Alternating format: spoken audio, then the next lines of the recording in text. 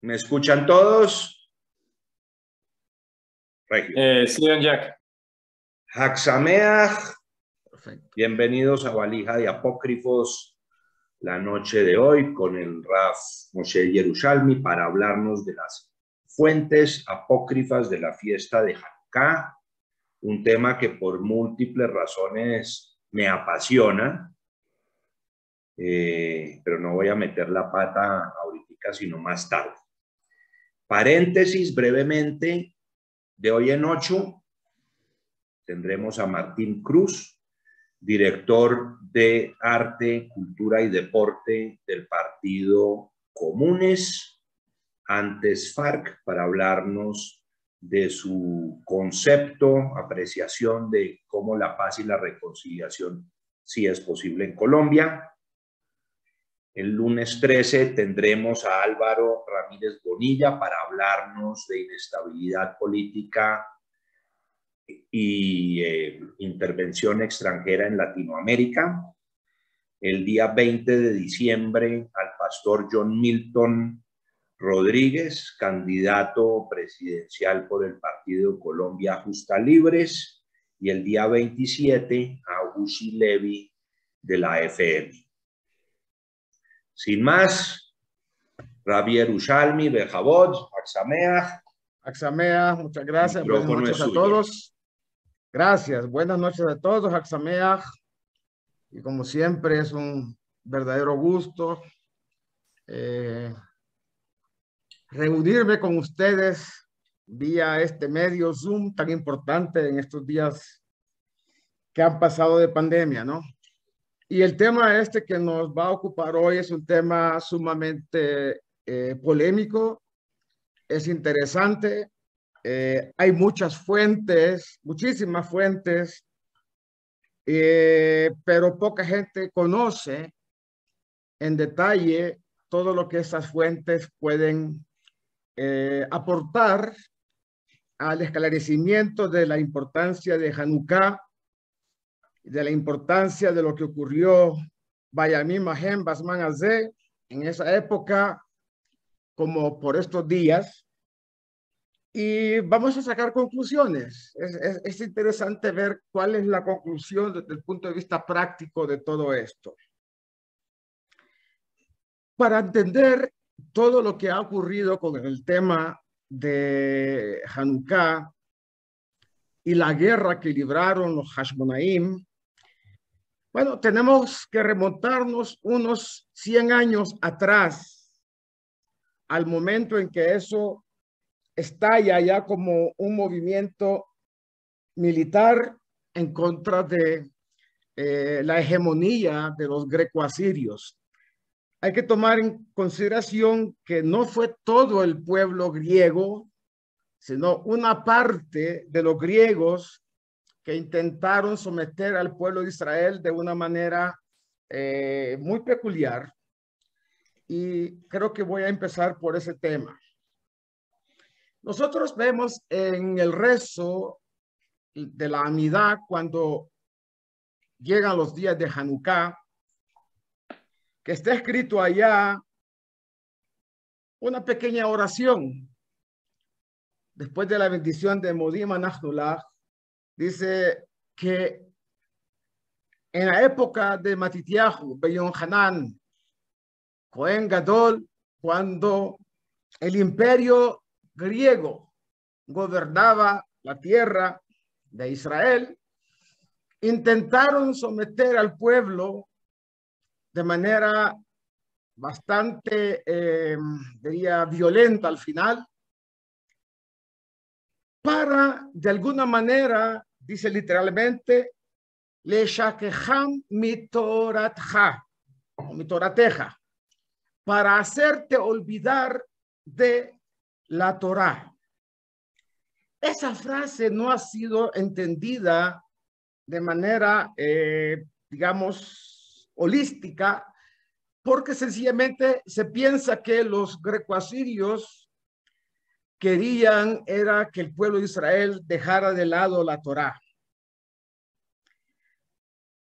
Pero la realidad es otra, y se la voy a relatar.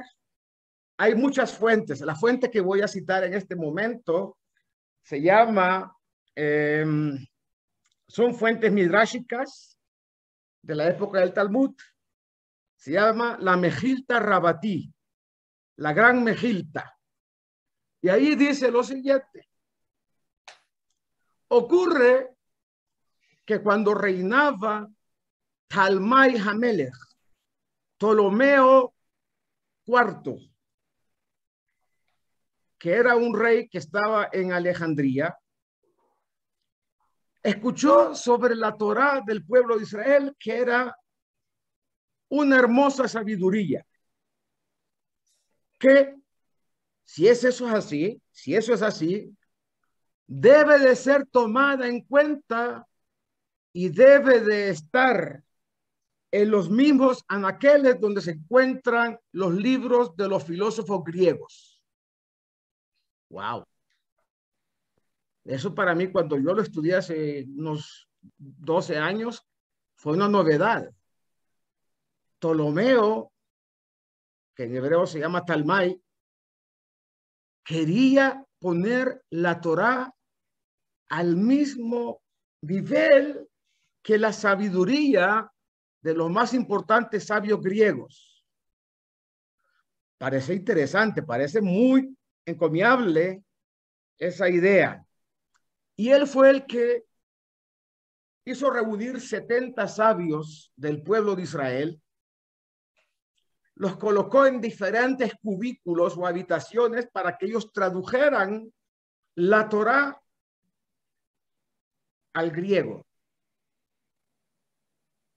Y entonces los 70 sabios estaban cada uno en su propio lado, de manera casi milagrosa, porque para que 70 sabios se pongan de acuerdo en algo y traduzcan todo lo que está escrito allá de la misma manera, bueno, ellos lo vieron como, y así parece ser, la mano divina que estaba actuando de manera muy clara en bien, digamos, de lo que sería compartir una sabiduría eminentemente judaica con la humanidad. Pero la Mejilta dice que el día que fue traducida la Torá al idioma griego, 3 días de oscuridad pasaron en el momento que se culminó la traducción de la Torá. Evidentemente no quiere decir que el mundo quedó a oscuras. Quiere decir que la sabiduría de la Torá de alguna manera fue mal interpretada y fue degradada al nivel de sabiduría humana. Y lo que Ptolomeo quería era sencillamente despojar a la Torá de su identidad directa con el pueblo de Israel. En otras palabras, es como decir, muchas gracias por el aporte que han hecho ustedes a la humanidad con este precioso libro. No los necesitamos más en el concierto de naciones. ¿Están escuchando lo que estoy diciendo? Estaba tratando de sustraer la conexión de la Torá con el pueblo de Israel, por un lado, y por el otro, la conciencia que tiene el pueblo de Israel de que la Torá viene del cielo, proviene de Dios, y por lo tanto no puede ser manejada en términos de sabiduría humana. Eso pasó 100 años antes aproximadamente del momento que estalló ya el conflicto militar, porque curiosamente conflicto político había conflicto también a nivel social y cultural. Entonces, ahí, digamos que eso fue el trasfondo de todo lo que estaba ocurriendo. Pero venía lo más grave. Ptolomeo no se quedó únicamente con la satisfacción de poder traducir la Torá al idioma griego, Y curiosamente no es que haya prohibición de traducir la Torá a cualquier idioma, sino que el concepto que tenía Ptolomeo es que el idioma griego era el idioma de lo bello, era el idioma más hermoso del mundo. Y por lo tanto, si la Torá ya está traducida al griego, no necesitamos una Torá en su idioma original. No necesitamos que se estudie de una manera sistemática como lo hacen, comillas, los religiosos judíos. Hay que hacerlo en el entendido de que se trata de una sabiduría y hay que hacer comparaciones y hay que aplicarla según ciertas, digamos, concepciones personales o filosóficas, y hay que despojarle su carácter divino. Eso fue complicado para una buena parte del pueblo de Israel, verse de un momento a otro despojado de un tesoro que tiene una muy intrínseca relación con la esencia del pueblo de Israel y con la conciencia del pueblo judío. Y aquí viene una cosa interesante. Hemos visto a través de algunos libros el tratado talmúdico de Shabbat en la página 21. Allá es una fuente de las poquitas fuentes que hay en el Talmud sobre el tema de Hanukkah. Y yo les voy a explicar un poquito más adelante por qué razón hay pocas fuentes en el Talmud y tienen algunas connotaciones también un tanto ideológicas y políticas también. Pero fíjense que los grecoasirios empezaron a agredir al pueblo de Israel no solamente en el tema cultural. Empezaron, como lo dice un libro que se llama Torat Moadim, que fue escrito hace unos 120 años por un hombre, un rabino muy importante, Rabbi Shlomo Sevin, se llamaba él, Ashkenazi, pero además de ser un erudito de la Torá, era un erudito en la historia. Era una persona experta en la historia universal. Y él fue buscando fuentes por todos lados, estuvo en diferentes bibliotecas, muchas bibliotecas de muchos sitios, antiguas y no tan antiguas, para recabar una información importante. Y entonces él dice que los grecoasirios sometieron al pueblo de Israel en todos los puntos posibles de presión que podían tener. En el campo cultural, sabemos, pero nunca, y en el campo militar también, pero nunca escuchamos hablar que en el plano económico y en el plano familiar también se introdujeron de manera muy agresiva para cambiar mentalidad, para cambiar parámetros, para cambiar una cantidad de cosas. Y por ejemplo, y está de alguna manera respaldado también por un libro que se llama Megilat Antiojas, no Antíocos, no Antiochus, no Antiojas. Y en esa Megilá, que es un libro contemporáneo de Sefer HaMaccabim, o el libro de los Hashmoneos, los Hashmonaim, ahí está escrito que al pueblo de Israel lo sometieron de la siguiente manera. Si una persona, una familia, había dado a luz a un bebé, estaba obligado a escribir en lo que se llama Keren Hashor. El Keren Hashor era un cuerno de toro, como dice allá, o de res, que utilizaban como si fuera ¿cómo le llaman? El tetero de los niños de nuestra época. ¿Sí? El biberón ese que le dan, usaban allá. Pero tenía que estar escrito en ese cuerno, En li chelek Elohei Israel. No tengo parte dentro del Dios de Israel. O sea, como decir, no creo, Jalila, en el Dios de Israel. En ese plano. Segundo, en el plano económico. Si una persona tenía una propiedad, digamos, tenía toros o bueyes para arar, tenía que poner en los cuernos la misma frase.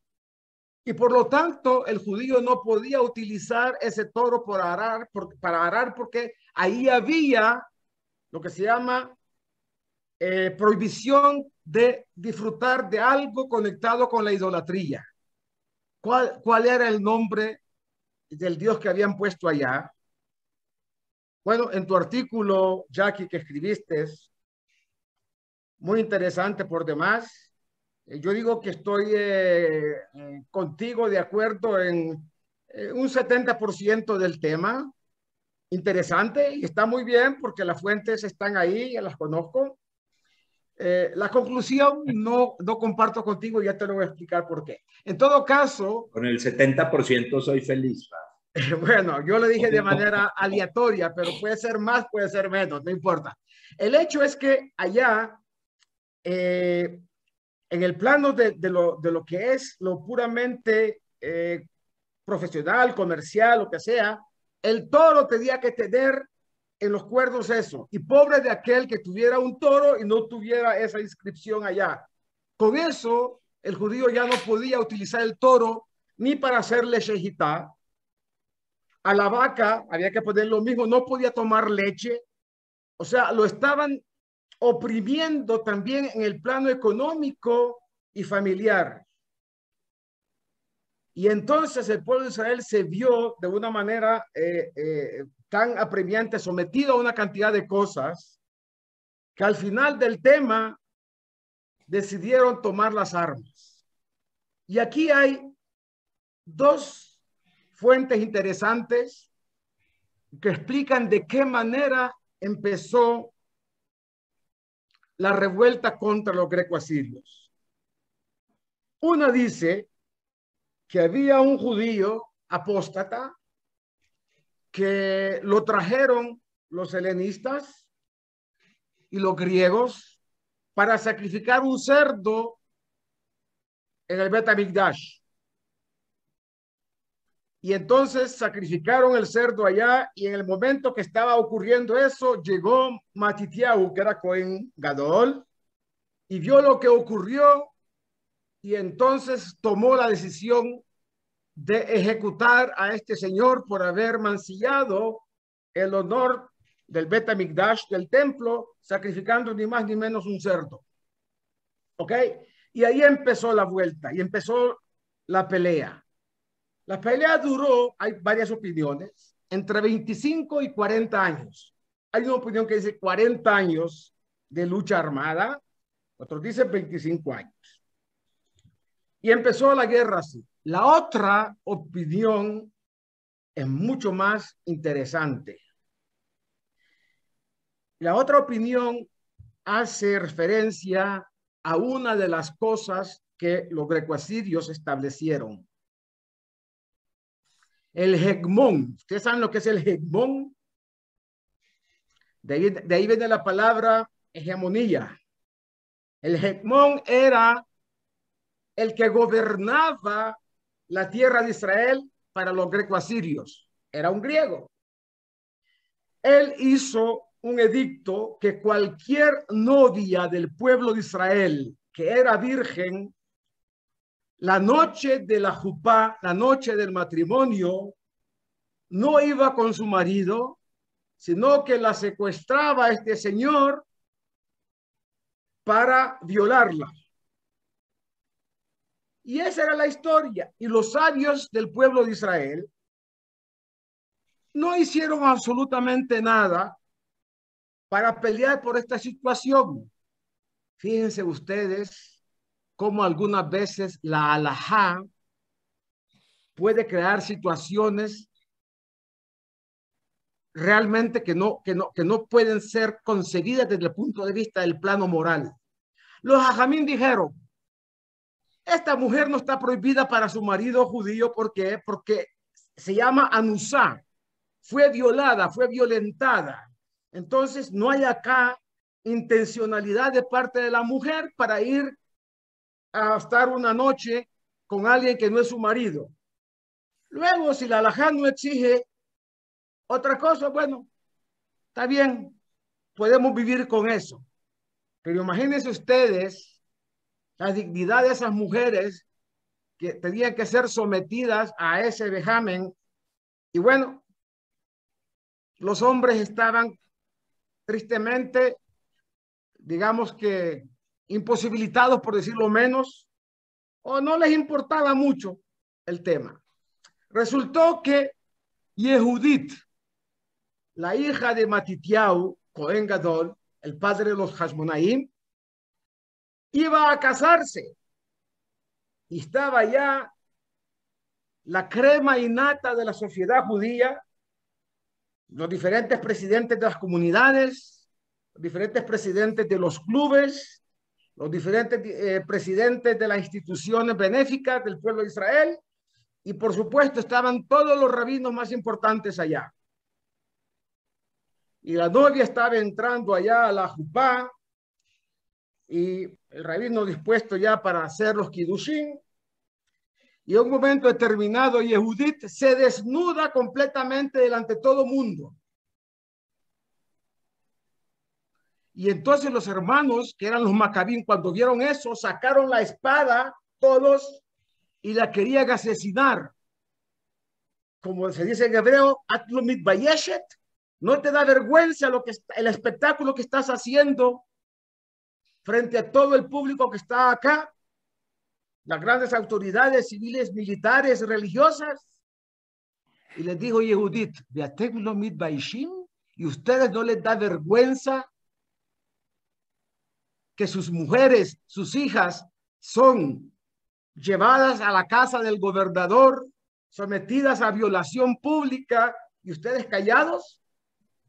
Dice Begilat Hashmonaim, y también el otro que se llama Midrash Hashmonaim, que en ese momento los hermanos dijeron, tiene toda la razón, y declararon la guerra y fueron a buscar, y viajó como si llevaban a su hermana a la casa del gobernador, entraron allá, lo mataron, y empezó entonces la guerra de esa manera.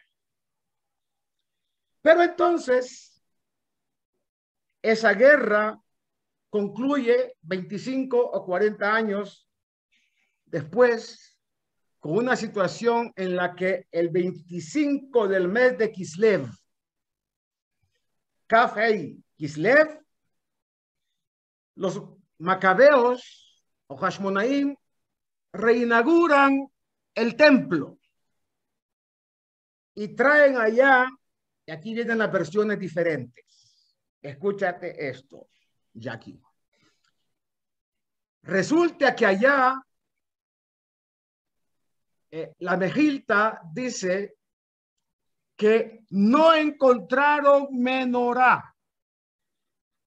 No que no encontraron aceite, no que no encontraron, sino paj shemen, como se dice allá, sino que no encontraron la menorá, y entonces tomaron las espadas que tenían como una especie de base para colocar allá los aceites. Las espadas se convirtieron en la menorá, en la Hanukkah en este caso, y encendieron allá velas o nerot, como se dice en hebreo, para, una vez que fue limpiado el templo y fue purificado y todo lo demás, encender la menorá para que empiece de nuevo a que la presencia divina está allá representada por la luz de la menorá. ¿Ok?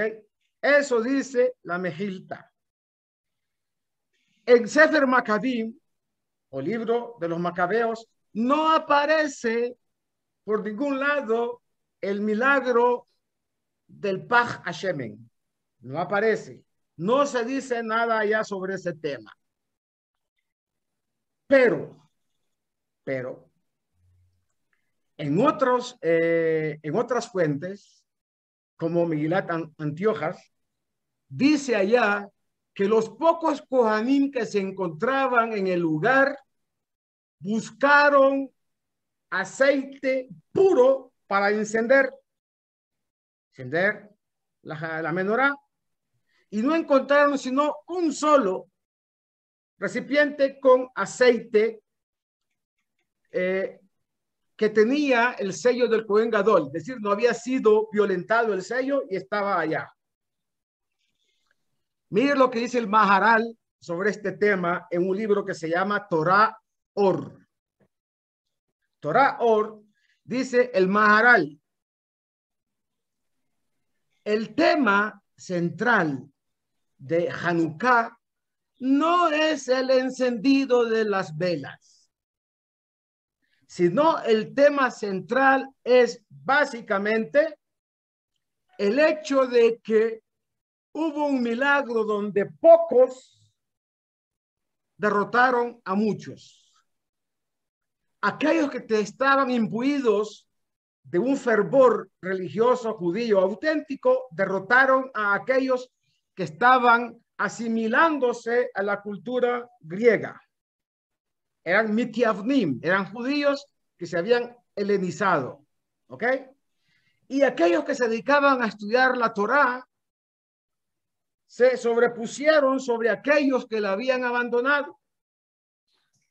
Pero en ningún momento, dice el Maharal, se habla del Paj Hashem, del recipiente de aceite. Y mire lo que dice el Maharal.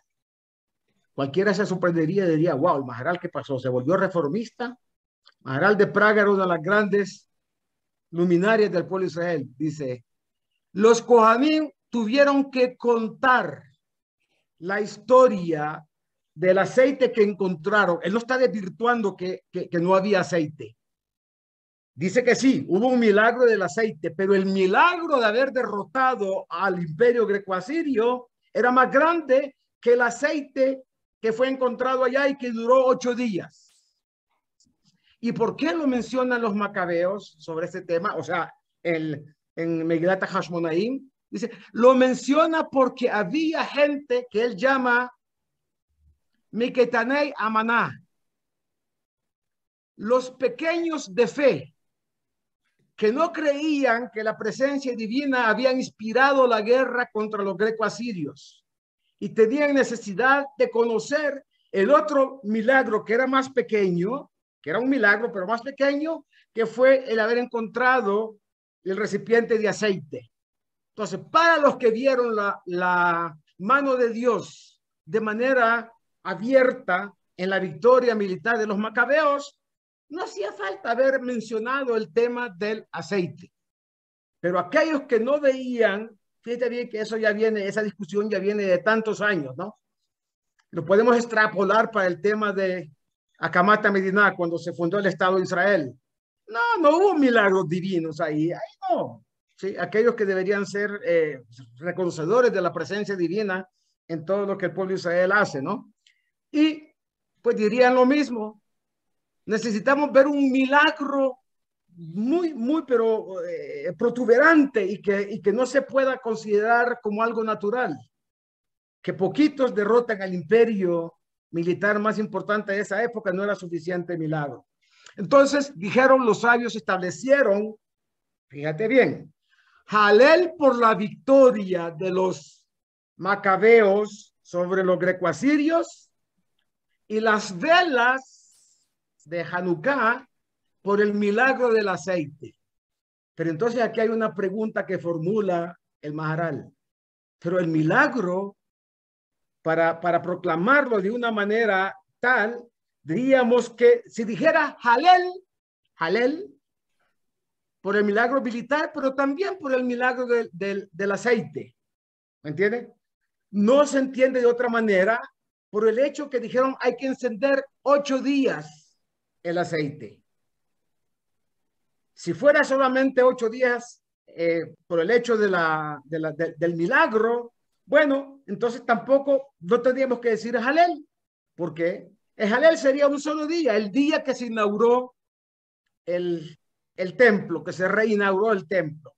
Pero entonces las dos cosas convergen acá, porque en el tratado talmúdico de Pesajim, dice allá la Gemara que el pueblo de Israel tiene la obligación de recitar el Halel cuando el pueblo de Israel rompe con la hegemonía que ha tenido un gobernante externo y ha sido sometido a un reino diferente del pueblo de Israel.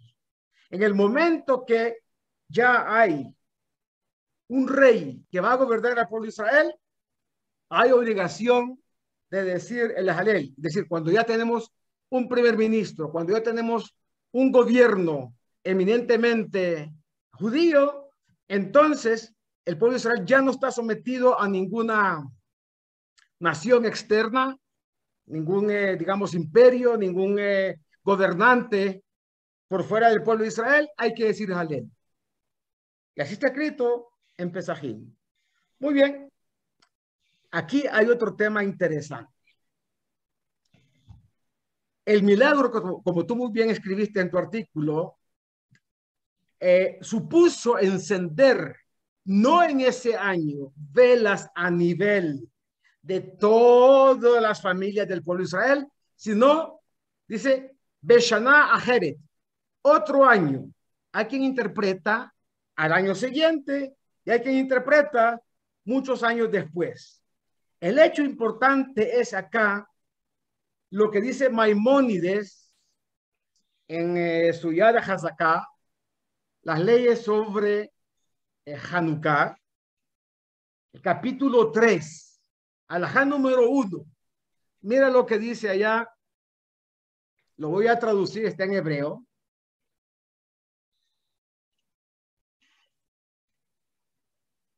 Dice lo siguiente: Babayit Sheni, en el segundo templo, que Shemalhei y Avan Gazru Gezerot al Israel, Ubitludatam, cuando el reino de Grecia, así lo llama Grecia en términos generales, decimos que los grecosirios, proclamaron leyes sobre el pueblo de Israel, intentando anular su religión. Velo en hijo tam la asot batorá u mitzvot, y no permitieron que el pueblo de Israel se dedique a cumplir Torah o mitzvot. Ufashtu yadam bemamonam, y vinieron y usurparon sus medios económicos.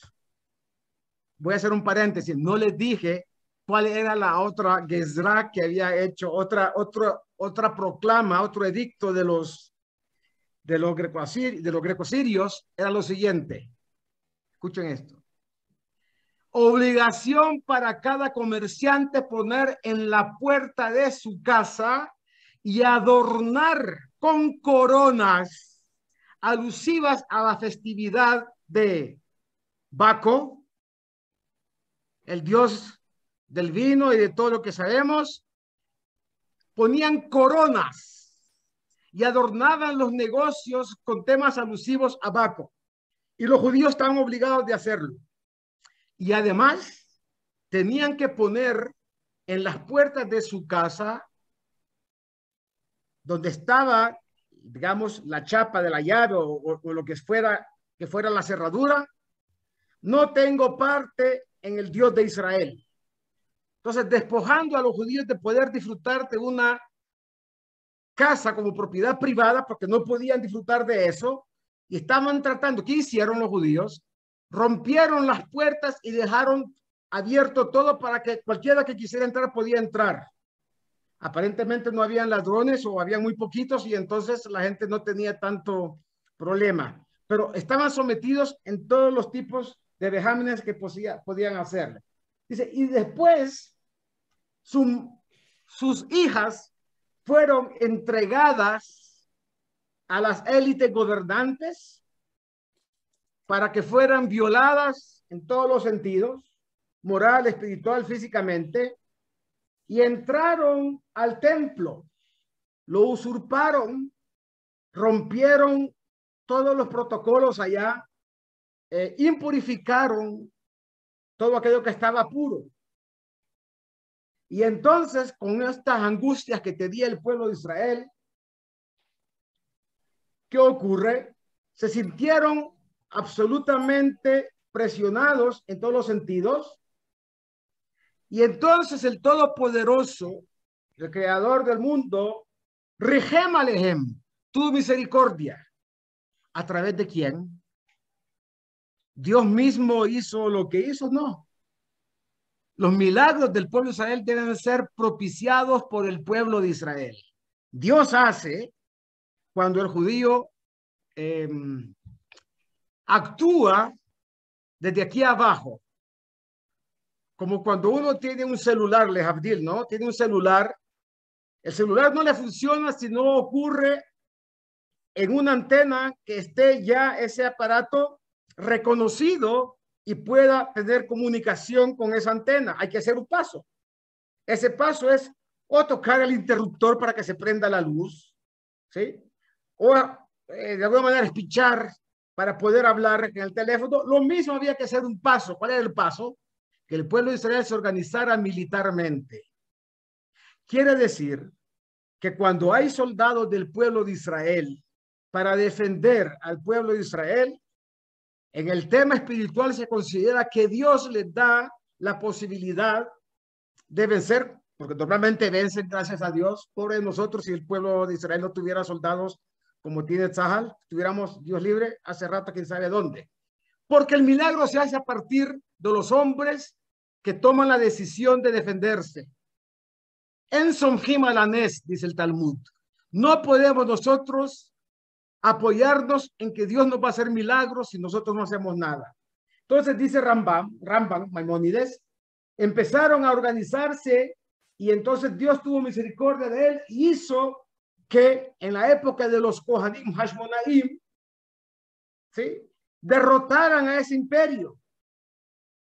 De Emido Melech, y pusieron un rey, Mina Kohanim, de entre los Kohanim, de Hazra, Malchut Israel, Yeter al Mataim Shana, Atahurban Asheni. Y por el hecho de que el pueblo de Israel estuvo gobernado por reyes judíos, dice Maimónides, más de 200 años, en realidad fueron 206 años, según un libro que se llama Seder Olam, que fue escrito por uno de los Amoraim últimos. O sea, los talmudistas eran los Tanaim y los Amoraim. Los Amoraim eran los sabios de la Gemara y los Tanaim los de la Mishnah. Entonces, en este momento, dice, ese sabio hizo un libro que se llama Seder Olam, el orden del mundo. Cuando está hablando del orden del mundo, quiere decir todo lo que tiene que ver la bitácora desde que el pueblo de Israel es pueblo de Israel en esas épocas, como se conocía en la época del Talmud, hasta posterior a la época en que fue el Talmud ya, digamos, clausurado, ¿no? Entonces, por esa razón. Y entonces uno dice, Maimónides no sabía quiénes eran los Hashmonaim.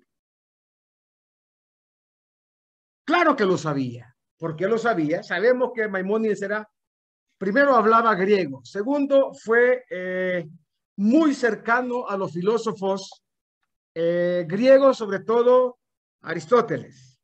Conocía la historia que estaba pasando allá. Y entonces los Hashmonaim, su primera generación de los Hashmonaim eran tzadikim gemurim. Eran justos en todos los sentidos. Eran personas comprometidas con el pueblo de Israel, para bien del pueblo de Israel, y eran personas comprometidas con el Dios de Israel. Sus nombres eran Matitiau, Shimón, Yehudá, Yehudit, etcétera, etcétera. Segunda generación de Hashmonaim. ¿Cuáles eran?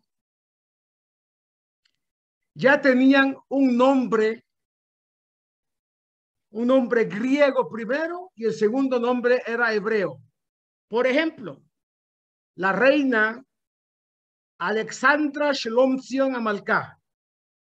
Alexandra era su nombre, eminentemente griego. Shlomzion, el nombre hebreo. Yanai Amelech, el rey Yanai. Todos tenían primero un nombre griego y después un nombre hebreo. La tercera generación, Aristóbulo, Antignos, Baitos, nombres eminentemente griegos. La tercera generación de Hashmonaim, dice Maimónides, eran los peores reyes, los más corruptos, los ladrones más grandes que habían en la época. No le negaban la espada a nadie, un arco y una flecha tampoco. Mataban a diestra y siniestra.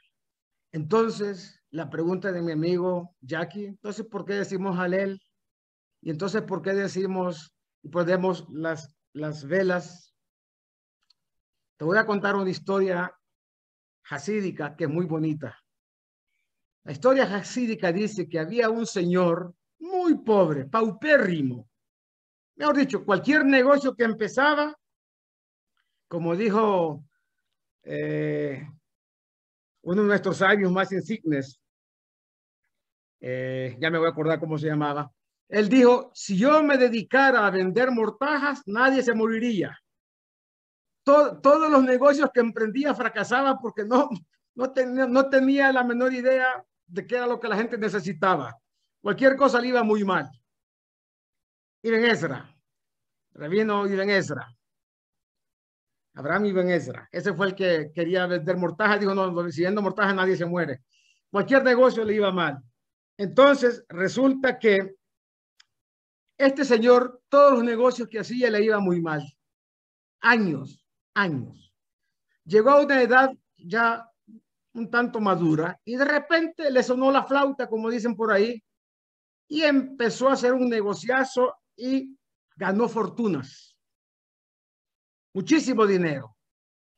Y un buen día decidió que el día que empezó a cambiarle la fortuna, ese día lo va a dedicar como un día de celebración a nivel de toda la gente que vivía en su pueblo, en su ciudad, invitado por su digamos, por su familia y a cuenta de él, invitaba a todo el mundo a comer y a beber.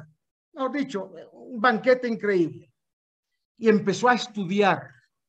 Como no había podido estudiar en la época en que era niño, porque era paupérrimo, era muy pobre, empezó a estudiar todo lo que pudo. Y se volvió un hombre muy sabio.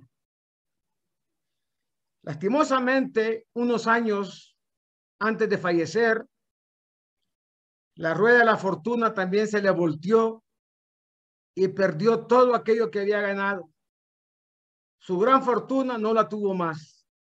Pero eso sí, el día que él señaló como un día festivo para él, ese día lo siguió celebrando, ya no con muchos banquetes, pero sí, conseguía algunas cositas, una frutica, venga, diga una bendición, venga, quiero invitarle acá un cafecito, un tecito. Entonces la gente decía, hombre, este tipo no solamente se volvió pobre, sino loco. O sea, perdió toda su fortuna y él todavía sigue invitando como si estuviera una persona pudiente, como era antes, y así en acá. Y le preguntó, no faltó el descarado para preguntarle, dije, bueno, pero explíquenos, ya no tiene fortuna, ya no tiene todo aquello por lo cual usted organizó este día, ¿por qué sigue haciéndolo? Dijo el Señor, miren, es verdad, lo material y físico lo perdí, pero toda la sabiduría que aprendí con ese dinero que yo adquirí, que afortunadamente Dios me dio la oportunidad de disfrutar, aunque sea unos pocos años, eso nadie me lo va a quitar, porque eso lo tengo yo, lo interioricé. El pueblo de Israel, a pesar de que ha sufrido increíble cantidad de persecuciones, mejor dicho, asesinatos masivos, pogromes y todas aquellas persecuciones que sabemos, el pueblo de Israel sigue siempre cumpliendo las festividades, entre estas también Hanukkah, a pesar de que para algunos ya no tenemos ni el Bet HaMikdash, ni tenemos absolutamente nada de lo que fue el esplendor de esas épocas, dicen hoy en día, ¿sí? Sin embargo, el recuerdo del aceite, Paja Shemen, ese tarrito de aceite que simboliza la presencia divina en nuestra vida, eso lo tenemos con nosotros y no lo hemos perdido. Entonces, por esa razón el Talmud dice en el Tratado de Shabbat página 21. May Hanukkah de Tanu Rabanán. Dice el Talmud, ¿qué es este Hanukkah que estudiaron nuestros sabios? Mucha gente cree cuando estudian así a priori esa Gemara que está hablando de qué significa la fiesta de Hanukkah. No está preguntando eso el Talmud. Los sabios están preguntando por lo siguiente. Había un libro muy antiguo que se llamaba Megilat Ta'anit. Megilat Ta'anit era un pergamino donde estaban escritos 32 días que estaba prohibido ayunar y que estaba prohibido duelo público. Digamos, fallecía alguien, pues lo llevaban al cementerio, pero no le decían el discurso fúnebre, sino que, bueno, hacían la ceremonia, pero sin mencionar nada del fallecido. Estaba prohibido. Menos 2 días que siguieron la fiesta. ¿Cuáles fueron? Purim, por un lado, y Hanukkah. Entonces la pregunta de los sabios es, ¿qué mérito tenemos o qué sentido tiene estar celebrando Hanukkah en nuestros días? Si aparentemente, pues, también es como las otras festividades porque le ocurrió un milagro al pueblo de Israel, porque los soldados salieron y derrotaron al enemigo en una batalla complicada, o porque Dios les hizo un milagro público. Debido a que ya no había esa posibilidad de celebrar, ya no había Bet HaMikdash, ya no había independencia, todas esas celebraciones que había ya no tenían sentido. Pero los sabios dijeron, Hanukkah, a pesar de todo, todavía tiene sentido. Por lo que simboliza. Y yo leí por ahí en algún periódico de Israel, Aurora, para ser más específico, que, bueno, Hanukkah no tiene nada de místico. ¿Quién va a encontrar algo en la Kabbalah que hable sobre Hanukkah? Pues ese señor realmente o no conoce las fuentes hebreas o no sabe hebreo, pero en la Biblia, en el Sefer Bereshit, aparecen varias pistas que traen los libros de Kabbalah sobre el tema de Hanukkah. Primero, yo les pregunto a ustedes, ¿cuántas velas se prenden en los 8 días de Hanukkah?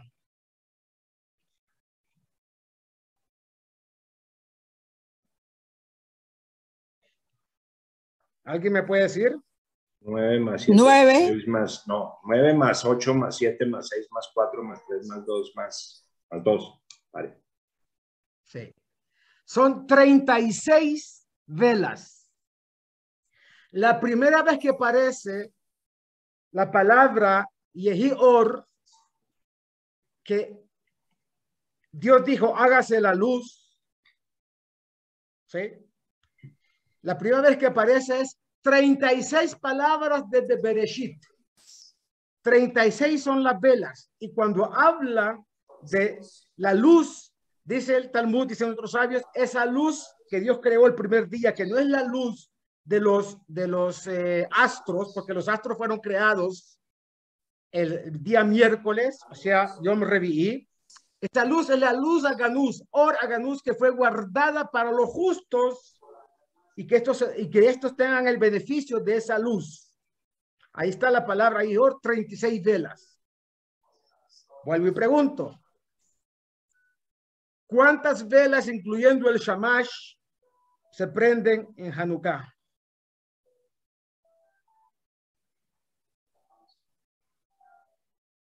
el último día. 44. Total. 44, Jackie, muy bien. La última Jackie, palabra, después de 44, yo no sé qué pasó acá, pero se me fue toda la imagen. Pero, bueno, ahí sigue. 44 velas son las que incluyendo el Shamash, es la última frase, la palabra Or, que aparece en esos versículos primeros de la Torá. Entonces, Or es luz. Curiosamente, 36 velas que son las respectivas al templo, ¿sí? Es decir, a lo que se inaugura el templo allá y a lo que nosotros encendemos durante los 8 días. ¿Ok? 44 con el Shamash. Perfecto. No solamente eso. hay otro tema también interesante. Resulta que uno de los edictos que tuvieron los greco-asirios para bien, entre comillas, someter al pueblo de Israel, era que estaba prohibido hacer Brit Milá. Prohibido hacer Brit Milá era el insulto más grande para los greco-asirios, que los griegos siempre tenían el tema de la belleza del cuerpo humano, ¿no? La estética. Y entonces hacer una circuncisión a un hombre era como un insulto a la belleza del cuerpo humano. Prohibido hacer Brit Milá. ¿Cómo se ingeniaron los judíos para invitar a sus amigos cuando en una familia nacía un bebé varón? También está en las fuentes apócrifas lo siguiente: ponían una vela en la noche el día que había nacido el bebé. Segundo día ponían 2 velas. Tercer día, 3, hasta llegar a 8. El octavo día había 8 velas que estaban allá públicamente puestas para decirles: este día es el Brit Milá que se va a hacer de nuestro hijo, de nuestro nieto, etcétera, etcétera, etcétera. Esas son las 8 velas. Ya que en la halajá dice que una persona debe encender una vela, ish ubeitó. El dueño de casa, Balabait, tiene la obligación de Hanukkah encender una vela por noche, no 8, no 7, una cada vez en los 8 días. La famosa discusión que tú trajiste entre Bet Hillel y Bet Shammai, ¿no es cierto? Si se enciende las velas creciendo, ¿sí? O si no, disminuyendo. Bueno, tú lo asocias con Saturnalia, ¿no? Sí. Bueno, tengo noticia para ti. Y tú dijiste es el Midrash ese donde Adam Arishon, ¿quién fue el primer ser que encendió luz de Hanukkah en algún momento de la historia humana? Dios, porque el solsticio de invierno que tú mencionas allá, el sol renace y hay como esplendor.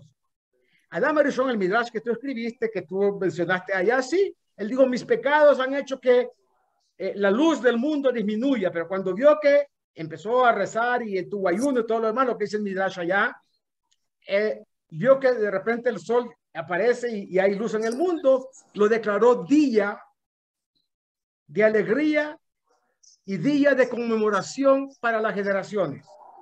Ok. Ahora te pregunto una cosa interesante. ¿Por qué decidieron los Maccabim, hashmoneos,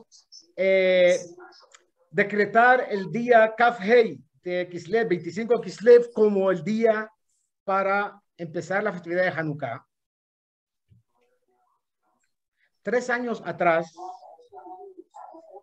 Antíoco Epífanes había decretado la reinauguración del templo poniendo la estatua de Zeus allá. ¿Y fue qué día? 25 de Kislev. Dijo: ¿por qué? Porque hoy escuché que hay una tradición entre los judíos de que ese 25, el primer hombre ofreció luz, comillas, y agradeció a Dios por la luz que había reencontrado. No sé quién está hablando por allá, pero lo escucho fuertemente en mi audífono. A ver si me ayuda, si le ponemos. Sí. Ok, entonces, en ese momento dijo Yehudá Maccabi, no Yehudá Maccabi, creo que fue el hermano, en el día que Antíoco Epífanes, llamado el Loco, dijo que iba a reinaugurar el templo, nosotros vamos a utilizar ese día para hacer la limpieza de todo lo idolátrico que estaba allá en el templo, las estatuas que habían puesto, y entonces vamos a encender el fuego de la santidad, etcétera, etcétera, etcétera. Entonces, el día 25 siempre fue un día importante, y tú lo mencionas también. No el 25 en el gregoriano, que es el que por simbiosis, creo yo. Los padres de la iglesia decretaron que ese día era el día de nacimiento de Jesús, y entonces lo pusieron como para hacer una simbiosis de lo que era el paganismo y el recién nacido cristianismo, ¿no? En todo caso, nada que ver lo nuestro con todo eso que estaba alrededor. Sí, es verdad, los 4 elementos de la naturaleza, como son el fuego, el agua, ¿sí?, el aire, la tierra, están íntimamente ligados a una cantidad de celebraciones que tienen los seres humanos. Y muchas cosas que ocurren en el universo del género humano son de alguna manera compartidas, no por las mismas razones, pero sí porque se encuentra algo que inspira desde el punto de vista espiritual a que la persona haga, entre comillas, algo. Yo veo, por ejemplo, las coronas que ponen en las puertas de las casas cristianas en la época de la Navidad, una semblanza de las coronas que los grecoasirios obligaron a poner en las casas y en los negocios, ¿me entiendes?, de todos, de los judíos. Los judíos no podían hacerlo porque evidentemente estaba relacionado a un ídolo, ¿entiendes? Entonces, todo eso ha trascendido y se ha vuelto, incluso creo que lo mencioné en alguna clase. Tú sabes que la figura de San Nicolás o Santa Claus o como sea, tiene su origen en el libro del Zohar. Y en Alemania, hace muchos años, descubrieron una traducción al alemán de una parte del Zohar donde dice que el anciano de los días, que es Atika Kadisha, en arameo en el Zohar, Atika Kadisha habla de la corona de Dios. Entonces dice, el anciano de los días, Atika Kadisha, va a venir y va a traer regalos previos a los días de la redención de la humanidad a través del Mashiach. Entonces eso lo extrapolaron y pusieron la figura de un anciano que es San Nicolás o Santa Claus, como sea, tomado de los textos más sagrados de nosotros, así literalmente. Entonces las coronitas también y todas los arbolitos, eso que ponen, vienen desde esa época, ¿no? Que han sido de alguna manera una simbiosis, que le llamo yo, entre lo que era paganismo y lo que era, digamos, el temas bíblicos. Creo que con eso he dado punto final a esta pequeña disertación sobre el tema. Vamos a dejar, si lo ves a bien, algún tiempo para preguntas. No sé ni qué hora es. Bueno, 9:07, no me pasé tanto. Perfecto, la hora. Gracias, Raf Shoyah. Sameach. El artículo que escribí que mencionó el Raf lo compartí en el chat. Ahí está en Facebook. Y para quienes no están en Facebook, lo pueden ver en el blog. Se llama El Grinch que se robó Hanukkah. Rafa, a mí de niño muy juicioso, de mayor también sigo siendo juicioso, creo, pero de niño juicioso estudiaba yo la historia judía. Sí. Y sentía yo que las fiestas tenían un significado histórico en el calendario. Se festejaban cuando el acontecimiento se dio, ¿no? Claro. Por el azar de las cosas. Con el tiempo luego me fui dando cuenta que pues, las fiestas tienen eminentemente un contenido agrícola, pero con la que sí desde muy joven tuve problemas fue con Hanukkah, porque yo veía al resto de la sociedad colombiana prendiendo las 8 velitas, entonces veía que las grandes fiestas, pues su gran fiesta era en diciembre. 8 velitas. Sí. No hay muchos países católicos que tengan esa costumbre. Pero, las 8 velitas, el día 8 de diciembre, ese 8 es Shmona, Hashmonaim, todo eso está conectado. Sí, sin duda. Pero lo que pasa es que, a mi gusto, hay una, si me perdona el término, como una aberración de acomodaciones históricas y religiosas de todos, ¿sí? En todas las culturas, todas las religiones, que curiosamente se van repitiendo y se superimponen unas a otras, ¿no? Entonces tenemos situaciones para mi gusto tan ridículas como que hoy en día Hanukkah es casi que la fiesta preeminente del judaísmo reformista americano, ¿no? Sí, Y resulta que si se ponen a pensar qué es lo que hacen es que festejan que hace 22 siglos los talibanes judíos salieron a matar reformistas judíos. Bueno, eso es muy fuerte decirlo de esa Es muy manera. fuerte, pero para pues, darle cierto tinte, eso es lo que pasa. O sea, era una fiesta en que si no eran talibanes, por lo menos sí mataban reformistas. Y eso es lo que celebran los reformistas gringos hoy en día. Pero es que usted dice que las fuerzas de la naturaleza hacen que las diferentes culturas se permitan celebrar a su manera ciertas situaciones. Pero para mí, en este caso, sí me queda claro si vino primero el huevo o la gallina. O sea, si yo veo el desarrollo histórico de la fiesta, primero, históricamente no cayó Bayamimaem, Basmanase, sino un mes antes. Y bueno, y se rededicó, o sea, es una fiesta como hay había un Pesach Sheni o tantas cosas, hicimos un Hanukkah Sheni, pero es que ya empieza a sonar muy, muy acomodado, ¿no? Corramos la fiesta un mes después para que empiece a tener sentido con otras cosas que pasan alrededor, ¿eh? Y el milagro del aceite, pues de eso no hay evidencia sino hasta 200 años después. No hay evidencia. 200 años después es que comienza a hablarse del milagro, ¿eh? Y a mí eso me suena como a haber claudicado, ¿eh? Ante un mundo que, si bien, digamos, militarmente habíamos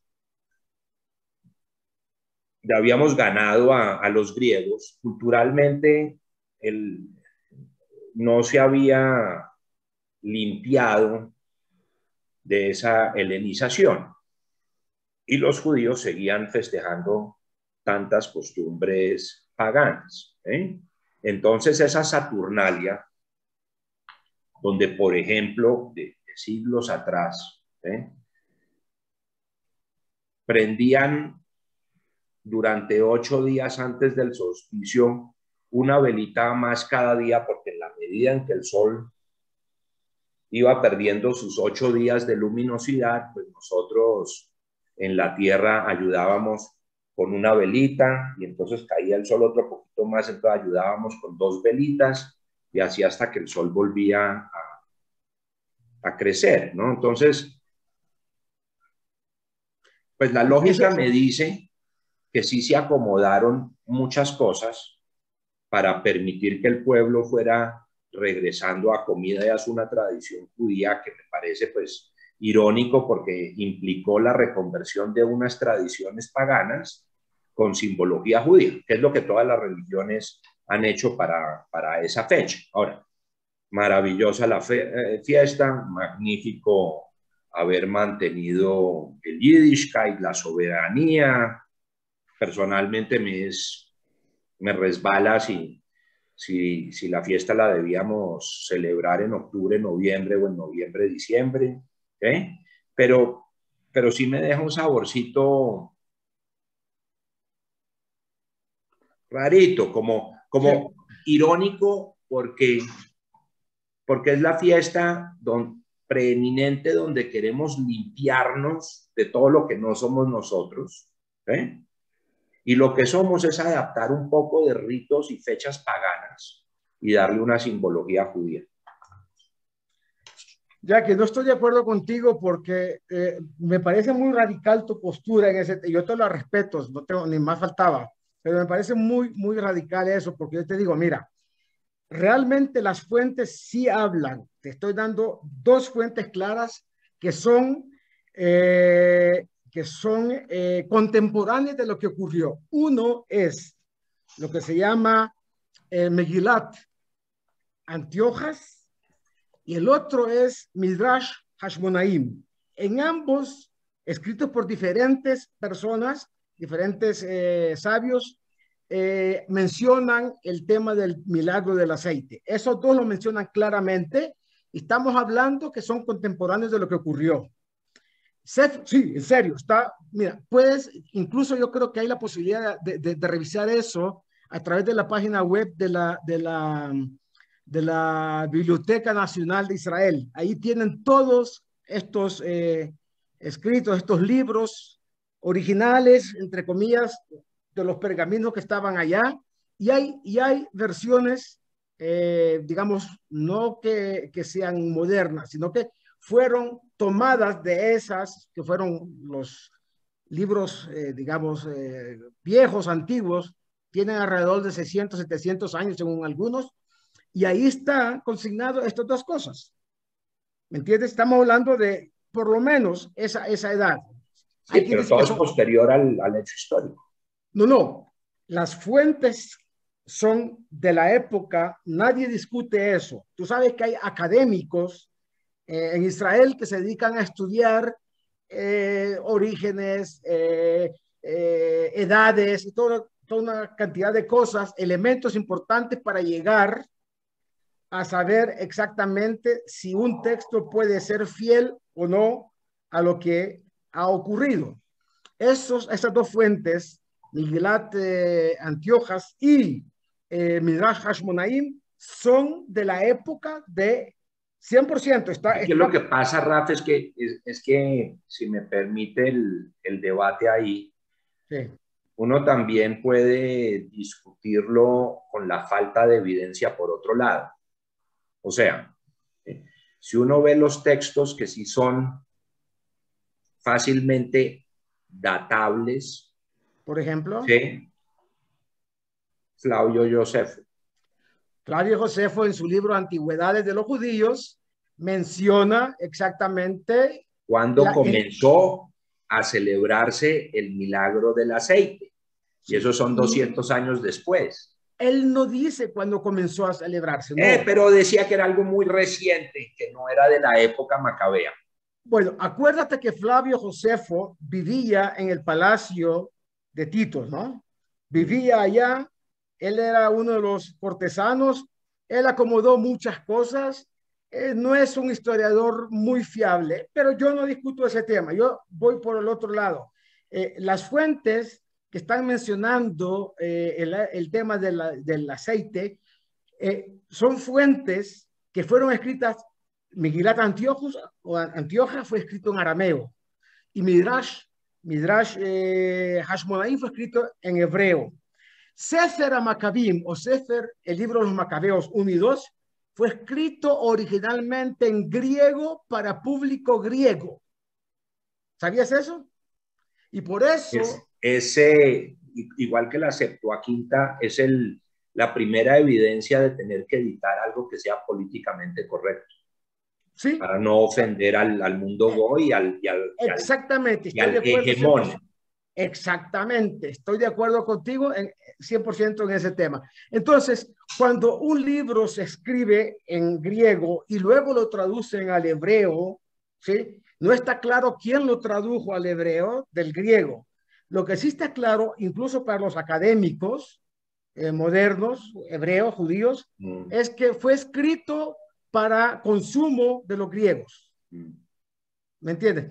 Tú sabes, por ejemplo, las comunidades griegas, judías en Grecia, no dicen el texto que nosotros decimos, ya van a Rasha y todo esto, no.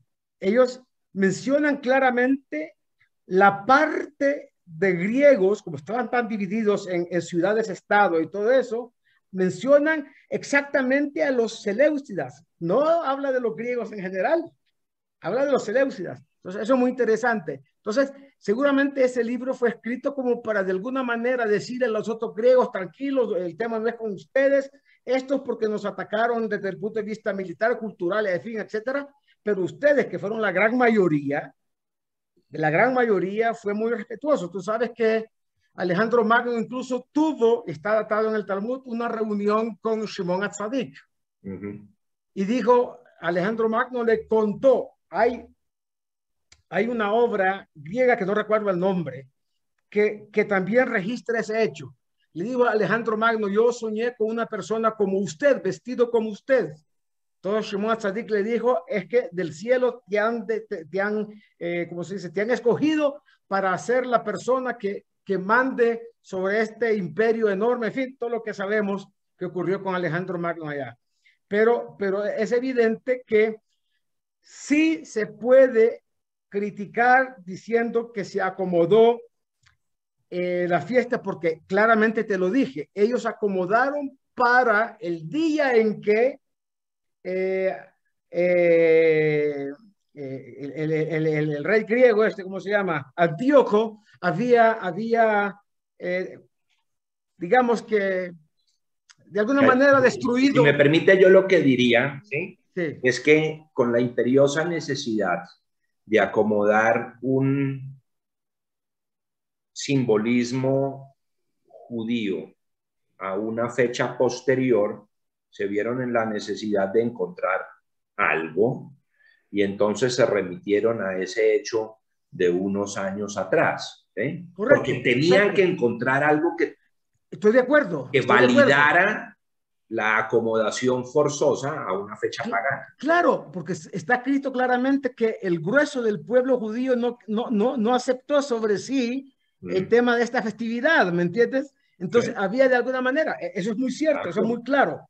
Claro, evidentemente los creo que está de Hashmonaim, acuerdo en más del 70% conmigo. Sí, no, eso es una gran verdad histórica, porque realmente esas fueron las críticas que le hizo Rabbi Yehuda Nasi a los Hashmonaim.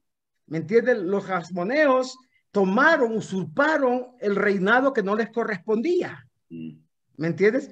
Y todo degeneró a todo lo demás, hasta llegar a tener como rey de Israel un esclavo idumeo, como llamaban los griegos, a la zona de Edom, ¿no? Donde estaba, lo llamaban idumeos. ¿Por qué? Porque Hordus, Herodes, no era judío para nada. Era, en el mejor de los casos, un esclavo liberto que se convirtió, entre comillas, al judaísmo para ser esclavo y no para ser un judío. ¿Me entiendes? Sí, claro. Entonces, ahí hay una cuestión histórica bien importante. Y este señor, bueno, se casó con los cristianos le llaman Salomé, ¿no? La famosa Salomé y toda la historia que hay allá era Shalom Zion Amalcá, y creo que era, no, era otra, no recuerdo cómo se llamaba, se me olvidó en este momento. El hecho es que la mató y la embalsamó, comillas, con miel. Y decía, la reina no quiere salir por tal cosa, está en sus habitaciones, está en su alcoba y todo. Y la había matado, ¿me entiendes? Entonces, ahí hay una cantidad de cosas que de alguna forma ratifican lo que dijimos. El poder absoluto corrompe absolutamente.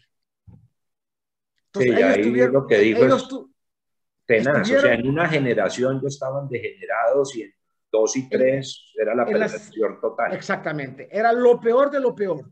Maimónides lo dice, pero es preferible que el peor de los judíos gobierne que el mejor de los imperios, ¿cómo se llama?, extranjeros, estén sobre nosotros. Ahí es donde no llegamos al 100% de... Bueno, eso es lo que... Yo no digo que estoy de acuerdo con eso, te estoy diciendo un hecho que es considerado como, entre comillas, aceptable, comillas, ¿no? Porque Maimónides no dice esos tipos fueron aquí, fueron allá, no, sabemos lo que fueron. A pesar de todo, tenemos esta festividad recordando que en algún momento nos liberamos de todo el, ¿cómo se llama eso?, la idolatría. Pero yo no sería tan radical como tú en el hecho de que se haya hecho acomodamientos de fiestas paganas. Eso no. Eso no está contemplado, de verdad, incluso los académicos, te digo, porque yo, entre otras cosas, la gente no sabe, pero yo hice un diplomado de religiones comparadas en la Universidad Hebrea de Jerusalén, donde estudiamos el cristianismo y el islam, ¿sí? Y todo lo que está alrededor en relación, pues, al judaísmo y todo lo demás. Y uno se lleva sorpresas increíbles. Hay una cantidad de cosas. Algún día, si me lo permiten, y con el perdón de nuestros queridos amigos cristianos que nos acompañan, me gustaría desmenuzarles los evangelios tal y cual los estudiamos Buenísimo. allá, donde hay más de 2000 y pico de errores geográficos, teológicos, de tiempos y de espacio que nada que ver con la realidad. Pero tengo que armarme de valor porque yo no quiero herir susceptibilidades de nadie. Yo amo a mis congéneres Este es el cristianos espacio mucho. para hacerlo de manera Claro, respetuosa y todo, pero seria, hay, políticamente incorrecto. sí, hay una cantidad de cosas que uno se quedaría rascándose la cabeza. ¿Cómo puede ser que los teólogos cristianos pasaron por alto esto? Fíjese que ya hizo de una vez que Vicky levantara la mano. Vicky. Ay, Dios mío. Vicky. Buenas noches. Bueno, sí levantó la mano, pero no con relación a eso, porque si algo nosotros, más yo que trabajo con todas las partes interreligiosas, tuve que aprender de muchos. Tampoco entraría en eso, pero sí tengo que contar una anécdota al respecto. Estaba muy preocupada en el 2016 porque recuerdan que celebrar Hanukkah de ustedes cayó el 24 de diciembre del 2016 para terminar el 1 de enero del 2017. No me acuerdo de eso, pero si usted lo dice, así debió haber sido. Les voy a contar la anécdota para que de pronto podamos entender por qué nosotros los cristianos sí relacionamos Hanukkah con Jesús y nuestras enseñanzas sin estrellarnos mucho con otras cosas. Bueno, quiero contarles que nos tocó en zona de conflicto con un hombre que hoy está y esperamos que se recupere y vuelva y nos comparta cosas. Danny Ball nos cogió Navidad en zona de conflicto. Estábamos dictando una conferencia que se llamaba Congreso Juvenil ¿Por qué amar a Israel? La historia de Israel. Y nos tocó 24 al 1 de enero. Bueno, nosotros nos vinimos el 29 de diciembre, pero celebramos Hanukkah ya. Y Danny Ball, ustedes lo conocen más que yo, dijo, vamos a celebrar Hanukkah en el Congreso Juvenil y vamos a celebrar las fiestas allá. Y yo dije, no, ¿cómo vamos a hacer eso? Eso es judío. ¿Cómo podemos mirarlo así? Dijo, vamos a mirarlo bíblicamente porque nosotros dictamos el Congreso bíblicamente. Nuestros congresos misioneros israelitas son bíblicos. Entonces, él dio una enseñanza basada sobre la reconstrucción del segundo templo, pero nos enseñó el significado de la luz casi parecido como lo dijo el rabino Moshe. Gracias. Interesante. Aprendí mucho ahí. Él nos enseñó cada uno. Voy a contarles que tuvimos 3 noches, o sea que nos tocó como resumir el significado. Se basó en las Sagradas Escrituras. Nos contó, por ejemplo, cosas que aprendimos. Jesús nunca celebró su cumpleaños. Jesús, difiero de cualquier persona, no voy a negar nunca mi fe, pero difiero muchísimo cuando dicen que Jesús no era judío, se lo inventaron. Pero él nunca celebró ni su cumpleaños, pero se celebró las fiestas judías, y si hay una que celebró, fue Hanukkah. Y nos lo enseñaron, pero nos lo enseñaron con el motivo de por qué lo hacíamos. Nuestra finalidad no fue cambiar ni meterlos en el rol judío mesiánico, ni convertirlos en judío, sino lo que enseñamos fue el significado de la esencia de la celebración. Es una celebración de purificación, es una celebración de restitución, y es una celebración de luz. Por lo tanto, se enfocaron en eso, y yo les voy a contar algo que a mí me pareció muy impactante. Habían 170 pastores y tuvimos un coliseo lleno. Y fue maravilloso entender que es bíblico, que no la celebramos porque queramos ser judíos o porque es una fiesta sino la celebramos porque tiene un significado también grande para nosotros, que está en Levítico 23, que nosotros jugamos un papel también muy importante en eso, que somos adoptados, pero bueno, que los amamos y que bendecimos al pueblo de Israel, pero nunca celebramos, y hago esa connotación por lo de la charla de la semana pasada, nosotros no pretendemos celebrar porque queramos ser netamente judíos y peleemos por eso. Por adopción sabemos que lo fuimos.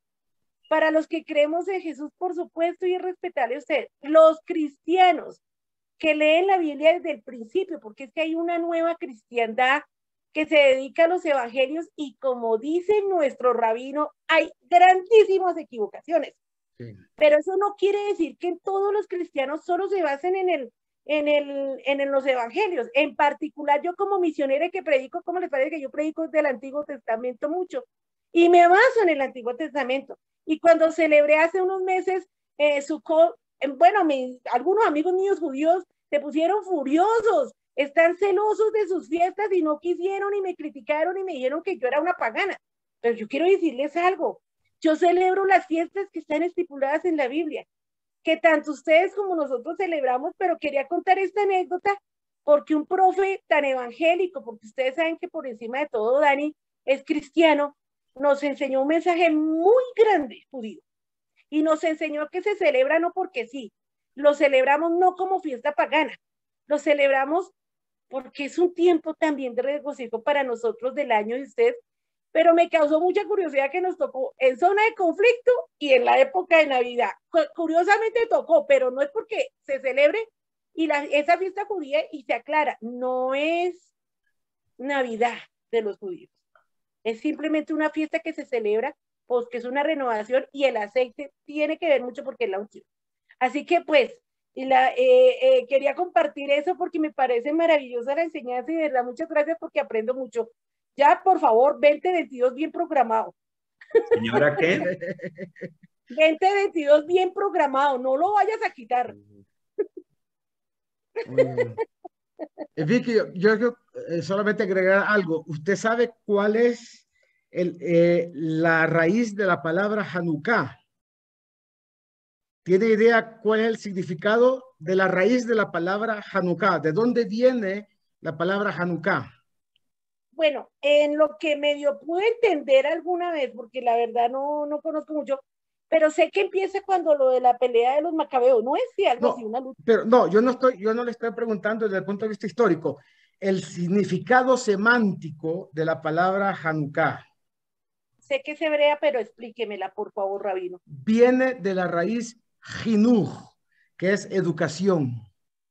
Hanukkah tiene que ver con educación, no con inauguración únicamente, porque también se dice Hanukkah Bait, o sea, la inauguración de una casa. Cuando un judío vive o se va a pasar a vivir a una casa, a un apartamento, hay que poner las mezuzot y esto, y se hace una Hanukkah Bait. De ahí viene la raíz de Hanukkah, que significa educación. Una casa donde hay aprecio por Dios, amor a Dios, tiene que ser educada, Jinuj, educada para introducirse en el mundo de la conciencia divina. Y eso es lo que poca gente sabe. Entonces, Hanukkah, sí, pero lo importante de Hanukkah es la tradición de todo esto a las generaciones que vienen. ¿Entienden? Entonces, eso es muy importante entender. En enseñarla en una zona tan de conflicto como es Colombia, la Mojana. Entonces, muchísimas gracias por la enseñanza. Gracias, Jack. ¿Alguna otra pregunta o comentario?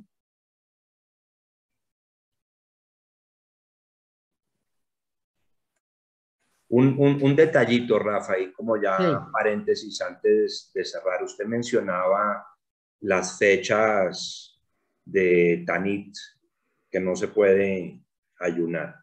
Ese libro, Megilat Ta'anit, ya no existe, fue revocada completamente, sí. A mí me causó mucha impresión alguna vez que leía sobre el efecto de las cruzadas en las comunidades judías. ¿Aló? ¿Aló, aló? Yo te escucho. Sí, yo también escucho perfecto. Durante la primera cruzada, unas enormes masacres, porque hoy es Alemania, y coincidió en un pueblo dado con la fecha de Purim.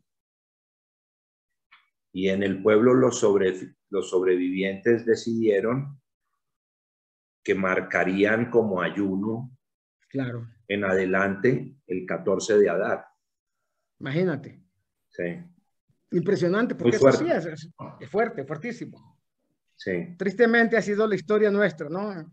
En todos estos años. bueno, que sean motivos de alegría Alegría, sí, ahora y de de ahora en milagros que adelante. también hacen falta. Sí.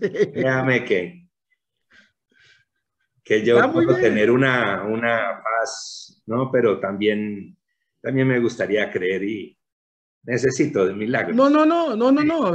Está bien, mira, es que uno no puede, como dicen coloquialmente, tragar entero. Hay Mm. que documentarse, hay que estudiar y hay que ver que en muchos de los casos, pues sí, la mano humana puede cometer errores de apreciación o de incluso históricos, en el sentido de que, bueno, tenemos que adaptar esta celebración a algo que ocurrió. Y tienes razón, tú también escribiste sobre ese tema, de que no se logró celebrar Sukkot en un momento determinado, entonces también se aprovechó para recordar, ya no como una obligación de festividad, sino como un recuerdo para reeducarnos en la tradición, ¿entiendes? Eso es importante, es fundamental. Ah, ¿Preguntas o comentarios? yo tengo una pregunta, pero no sé cómo Maite, levantar la mano. ya la levantó de Ya una la vez. levantaste, no te preocupes. Ok. ¿Usted quisiera repetir, Rabino, lo que dijo sobre los ayunos que quedó completamente revocada? No, sí, no hay que confundir. Hay un libro que se llamaba Ajá. Megilat Ta'anit. Ok. Ese libro se llamaba El rollo de los ayunos, pero no es que se hacían ayunos, sino eran días de celebración que no podía celebrarse ningún ayuno en esa época. Eran Ok. 32 días en el año, ¿me entiendes? Y Sí, entre sí. esos, hasta el día de hoy, está prohibido ayunar en los días de Hanukkah. Está prohibido ir al cementerio a visitar tumbas de parientes en los días de Hanukkah. Entonces, eso es una reminiscencia de lo que estaba escrito en ese libro que se llamaba Megilat Ta'anit, que eran los días donde no debería de ayunarse. Sí. Y si muere alguien durante los días de Hanukkah, No hay más remedio que llevarlo al cementerio y acompañarlo a su última morada, pero ir nosotros a visitas, no se debe ir, no se acostumbra en estos días. Sí. ajá, ok, Los Si ocurre, samaritanos, en cambio, ok, Raf, gracias. sí, solamente tienen Kippur como ayuno. sí, Explícitamente tienen prohibido realizar sí, ayunos en otra fecha del calendario por la santidad de Kippur. sí, curioso, es verdad. Fíjate que sobre ellos hay una información bastante amplia en las fuentes nuestras. Los samaritanos originalmente no son judíos. Los samaritanos fueron personas que se adhirieron al judaísmo por conveniencia. Por el miedo a los leones. Exactamente, según una opinión, y otra opinión por el miedo a ser, entre comillas, esclavizados. Hay una opinión que dice así, ¿me entiendes? Entonces, y hay quien dice que no, Arayot de león, sino Arayot con Ain, que viene de la palabra, Ciudad. eh, no, Arayot significa promiscuidad sexual, que se adhirieron al judaísmo por las mujeres hermosas que tenían los judíos. Así dice pero eso es un chiste, ¿no? No es que realmente históricamente sea así. Juego de palabras entre arayot, leones, y arayot, que significa eso, lo que sabemos. El sexo prostituido, exactamente. Bueno, entonces, no siendo más por hoy, Raf, muchísimas gracias a Mil gracias, Jackie, todos. A Rabino. ustedes, Axamea, El próximo Mucha lunes enseñanza. incluso voy a permitir a Vicky que intervenga luego con palabras. Yo sé que ya debe estar medio ulcerada con la charla Sí, señor. del lunes entrante con Martín Cruz. ¿Sobre qué tema? Martín Cruz es hoy es el director de Arte, Cultura y Deporte del Partido Comunes, ex-FARC. Él estuvo en La Habana, en los diálogos, negociaciones. Él fue la única persona encargada de entregar todo el arsenal que se entregó de parte de las FARC a las Naciones Unidas, y él nos va a contar su perspectiva sobre las posibilidades de paz y reconciliación en Colombia. Eso será el próximo lunes. Y yo prometo hacerlo con toda la educación y entendiendo que después de que escuche, porque hay que aprender primero a escuchar, haré mis... Sí, claro, de eso se trata, tal cual.